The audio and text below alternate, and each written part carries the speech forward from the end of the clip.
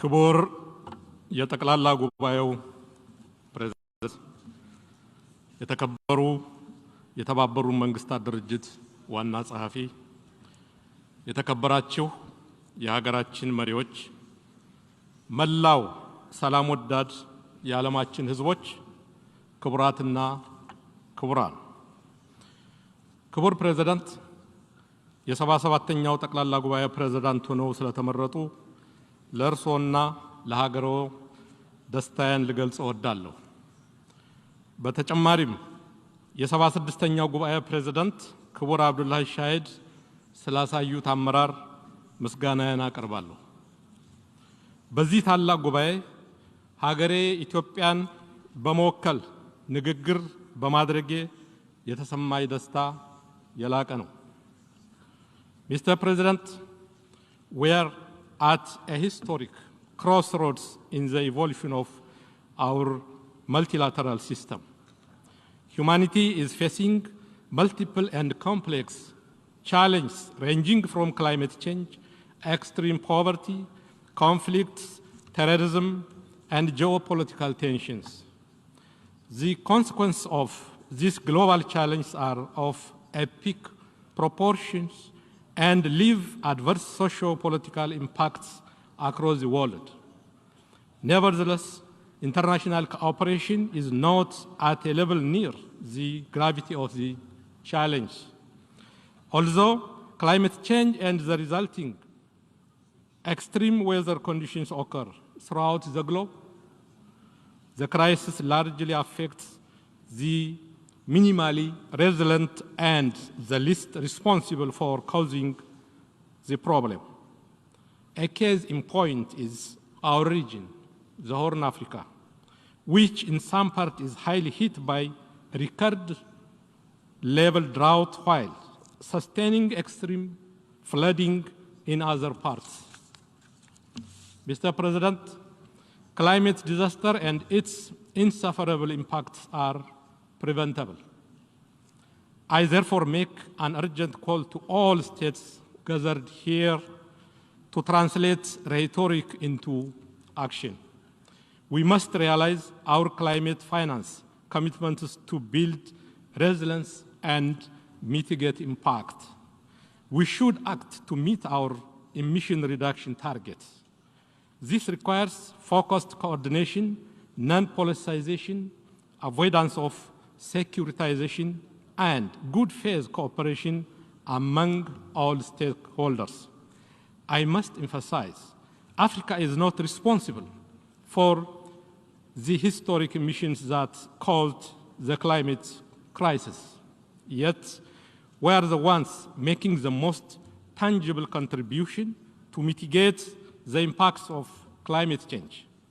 In Ethiopia, our afforestation program, the Ethiopian Green Legacy initiative, saw the planting of billions of seedlings and created a strong culture of afforestation. We are also on a path to sustainable energy transformation and green growth. These proactive programs deserve recognition and tangible support. Mr. President, we have a shared planet and a common destiny.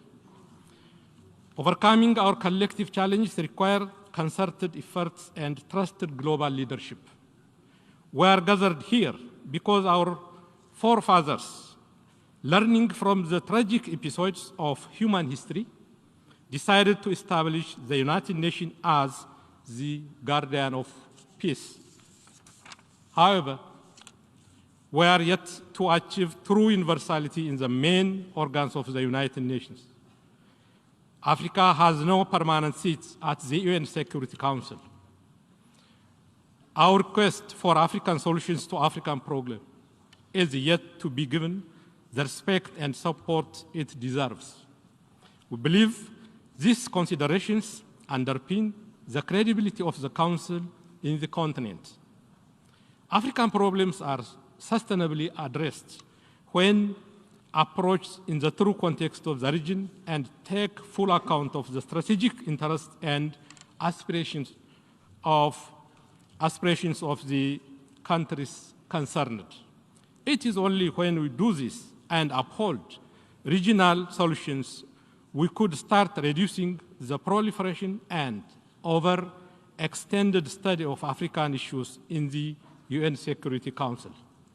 Mr. President, for the past 4 years, Ethiopia has made significant progress in its socio-economic development and democratization. These years have also been compounded by challenges that tested our survival as a nation.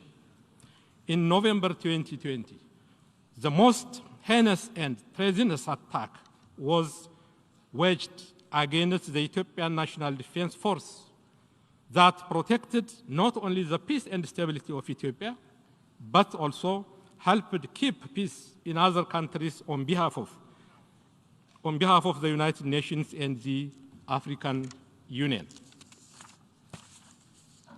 The criminal group that remains hell-bent in destroying societal foundation of our country colluded with external actors opposed to our development aspirations.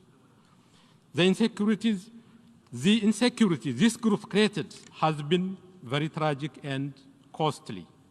Yet, the government of Ethiopia has earnestly tried to avoid this conflict.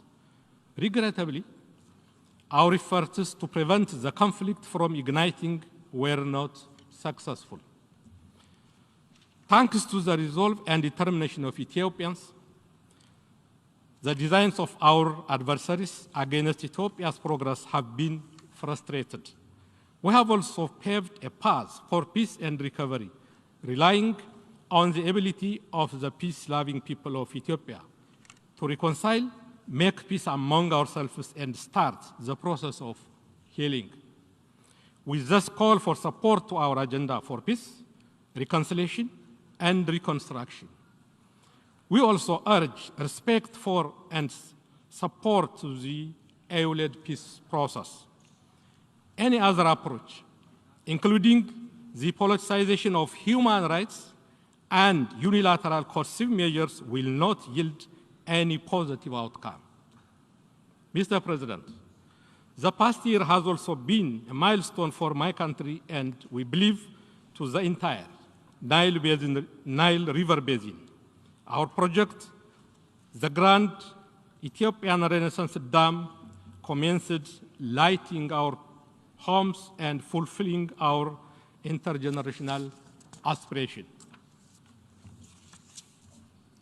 All the glory and gratitude go to the people of Ethiopia who financed this project.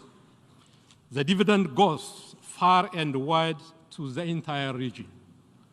Taking this opportunity, I reiterate Ethiopia's commitment to equity and cooperation in the use of transboundary rivers and shared prosperity with all riparian countries.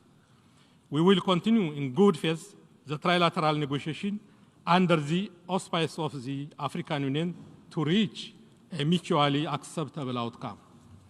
Mr. President, over the past 3 years, the implementation of the Sustainable Development Goals encountered serious setbacks.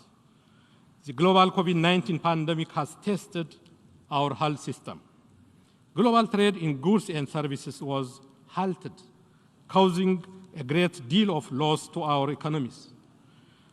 The response by international financial institutions has been below the required level and did not account for the special vulnerability of least developed countries. As the Secretary General of the United Nations put it, it is necessary to turbocharge the implementation of the SDGs. We call for enhanced focus and support to national efforts to improve agricultural and manufacturing productivity, increase investment, facilitate technology transfer, foster fair trade, redouble debt cancellation, and restructuring and enhance international finance for national priority projects. Furthermore, we should enhance the efforts to combat illicit financial flows, unlawful extradition and trade of minerals, and corruption. Africa's youthful population and its vast natural resources should be a source of growth and better jobs. Africa can be the showcase for green and sustainable development. It can feed and power itself and the world. This requires reform of the global financial architecture to ensure more equitable, speedy, and collaborative cooperation based on the needs and potential of least developed countries. More importantly, we must actively support governments that work to create a conducive environment for the prosperity of their countries. In addition, Africa's effort to chart its destiny must not be complicated by big power competition. Mr. President, allow me to conclude by re-emphasizing the need to scale up international cooperation. The gravity of the challenge we face today demands us to come together in search of collective solution. We need more, not less, multilateralism. We shall continue to uphold our cardinal principles of independence, impartiality, integrity, non-interference, sovereign equality, and non-selective to maintain a working multilateral system rooted in the Charter of the United Nations. We need to reform our global institutions to reflect current realities. We need to make them more representative and responsive to the demands of the time. Only through genuine solidarity and concerted action could we ensure collective security and prosperity. I thank you all for your attention and wish you, Mr. President, a successful term of office. I thank you. አመሰግናለሁ። Agradezco al viceprimer ministro y ministro de Relaciones Exteriores de Etiopía.